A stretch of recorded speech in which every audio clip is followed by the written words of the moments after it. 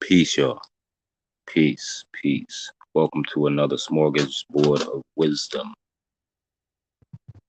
I mentioned Hagia, the asteroid Hagia to y'all. I mentioned the Muse star, the music star, the history/fame star or asteroid. There's an asteroid related to your funny side, your comedic side. There's one related to your talents. There's one related to how you take photographs and how you take photographs of others. There's one related to your rhythm, your sense of musicality. There's an asteroid in your chart tailored to your karma, or to what some people call luck. There's an asteroid related to your abundance, your felicity and happiness. You have a Midas touch asteroid in your chart as well. You got to find out these things. And there's one related to your social status, your popularity, if you're going to be famous. There are money asteroids. You got the Kubera, the Ganesha. There's so many. You got to look it up. You got to get in touch with yourself, learn about yourself. I was doing some research the other night on tarot, like the most interesting tarot cards. And I came up with a list, y'all. The Six of Wands, which is basically like victory and energy of victory, winning, being, remember that famous energy I just spoke of? Yeah, that acclaimed energy, that successful energy. Jupiter and Leo in the Sagittarius deep. The next card will be the Seven of Wands. Seven of Wands could speak of having an advantage, putting your foot down, standing your ground. That's Mars and Leo in the Aries deep. The next card will be the Nine of Wands. Nine of Wands speaks of being protected, crossing the threshold, it could be crossing the creative threshold, but basically having protection, having spiritual strength in what might seem like a rough time of activities going on. That card speaks of the Sagittarius, the moon in Sagittarius in the Aries deep. Okay. Then you got the Five of Swords. Five of Swords, a lot of people associate it with like mental conflict or negative energy. That's Jupiter and Libra, Jupiter Jupiter and Venus in Aquarius. Sorry, Venus in Aquarius. The Aquarius deacon. Next will be the Six of Swords. That's leaving troubles behind, moving on, making a transition, like moving to another state. It could be like moving over water, like moving over troubled waters to get to better waters. You know what I'm saying? That's Mercury in Aquarius, the Gemini deacon. And the Nine of Swords. The Nine of Swords speaks of stuff troubling you. You know what I'm saying? Fears, doubts, guilt, shit we need to let go of. That getting to you. You know what I'm saying? That getting to your mental, getting in your head. Doubts, guilt, shame. You know what I'm saying? That type of thing. Worry. Could be at night. It might not be at night. You know what I'm saying? But that's what the Nine of Swords speaks of. That's Mars and Gemini, the Libra deck. The next card will be the Two of Swords. This card could speak of a truce, staying put, pausing. Could speak of making decisions, pausing to make a decision, balancing things out mentally and making a decision. This is the Moon in Libra, in the Libra deck.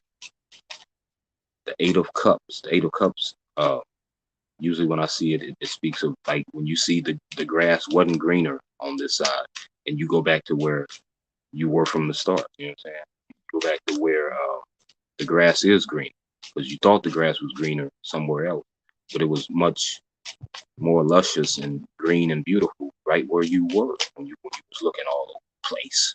You know what I'm saying? So that type of energy. When you see that, man, this right here ain't what's up. And you had that change of heart and you boom, make that move. That's Saturn and Pisces in the Pisces deck. You know, that Eight of Cups. Also speaks of ascension, moving on or moving on up. You know what I'm saying? Could speak of moving on up, like the Jeffersons. The next interesting card is the Two of Cups. Two of Cups speaks of a happy union, divine union, twin flames, soulmates. You know what I'm saying? Two people that was meant to be together. You love each other regardless. You know what I'm saying? It speaks of divine love overall. And it speaks of Venus in Cancer, in the Cancer deacon. That's the Two of Cups. The Eight of Wands speaks of a speedy energy. It could speak of Cupid's arrows being pointed in your direction. But it could also speak of good news. But it's a speedy energy. It's Mercury. You know, Mercury is that quick, motionary planet. It's that Mercury in Sagittarius, in the Sagittarius deacon. You know. Next card is the Two of Wands. Speaks of opportunity. Could speak of meeting up with somebody for a business matter, accomplishing things, making a choice about business matters. This is Mars and Aries, the Aries deacon. The Three of Wands speaks of cooperation. Could speak of some teamwork in the business aspect of things. But I always hear cooperation, things going your way when it comes to business matters or creative matters or any kind of activity. Okay, it's the Sun in Aries and the Leo deck, the Three of Wands. Next card, the Eight of Swords, y'all. It's gonna get real now. The Eight of Swords always speaks of freeing your mind and your ass follow, a mental trap that you need to get loose from. Get out of these mental illusions, these delusional setups. Yeah, these racists and idiots set up. And the chains are falling off. You know what I'm saying? The chains are falling off of our people when it comes to this whole mental trap and this matrix and shit. It's happening. A major paradigm shift is happening right now. That's Jupiter and Gemini, the Gemini deacon. Yeah, getting out of that mental trap. You know what I'm saying? I'm thinking just because you know, you came into this world a certain way, you're cursed. That's foolishness. That's bullish. You know? Shedding that snake a bit. That's what that speaks of. Got the Seven of Swords next. Seven of Swords could speak of a bully, somebody that picks at somebody. Could speak of some vain victories, like somebody thinking they won something in vain, or you know, think they getting one up on you and they're really getting one down. Really, you know. Seven of Swords speaks of The moon in Aquarius, in the Libra decan.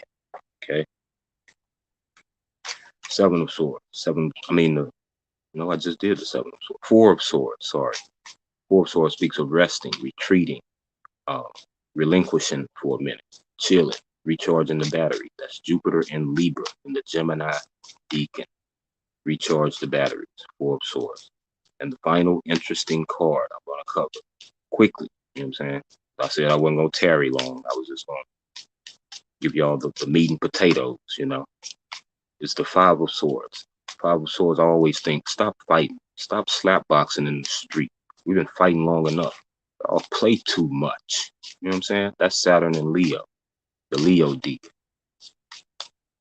It speaks of somebody playing too much, basically, I guess. You know, you slapboxing in the street, wanting to fight your own people, chill out, you know?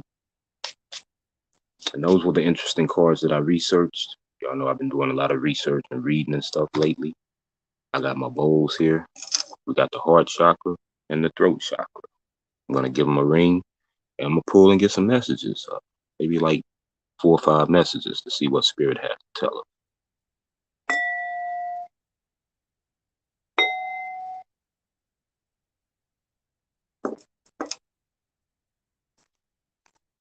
Don't fight. I was just speaking of this card, the Five of Wands. We need to stop fighting. We need to stop going to war with one another. Going to war isn't healthy to begin with, you know. And this could be a small war. This could be a little beef that's going on between two people. Put it to rest, okay? I'm here to push that message to you. Love your brother. Love your sister. We've been at war long enough. Let's stop the foolishness, y'all. New ideas, a flash of genius, new thoughts, mental potential in this piece, the power of your intellect, the root of your mental, the potential for new logical thoughts to come through, new aha moments. Stay focused, stay tuned, and be ready for them downloads. That's all I got to say. Spiritual power is in the house, using active overflow and gaining strength to overcome your exhaustions, to overcome these energy vampires in this piece, to overcome racism, to overcome male chauvinism, you know, to overcome people putting down your black business, to overcome the miseducation of our children, and to educate your children properly and let them know who, what, when, and where, so they can grow up wise like you did and not be fooled by the technology of the enemy, you know.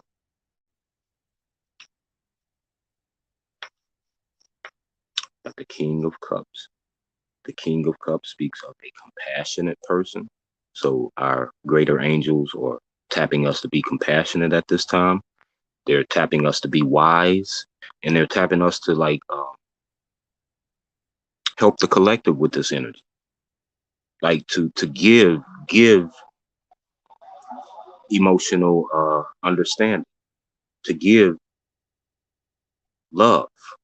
You know what I'm saying? And this could be through teaching. You could be a mentor to a little kid on the block. This could be through saying hi to somebody every day.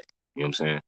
Got to do something different to change it up, switch it up. I always tell y'all, in order to do what you want to do, sometimes you got to switch it up. You might not want to be compassionate all the time, but sometimes you got to swallow that foolish pride. You know what I'm saying? And do that. And better things, you know what I'm saying? When better things come your way, your attitude starts to change. That vortex of happiness and goodness and graciousness shields you from heartbreak, because that's the card that came out next. It shields you from these bad times, these tough times, the stress and the tension that we normally go through. And it's a lot clearer for us mentally, physically, spiritually, and emotionally. Christ consciousness dwells within you. Don't forget that. Also, don't forget to spread love, push an energy of new emotions, new relationship with your people, because we've been estranged for too long. Love to y'all. Stop the violence. Let's put the guns and knives down. It's been long enough. Let's love one another.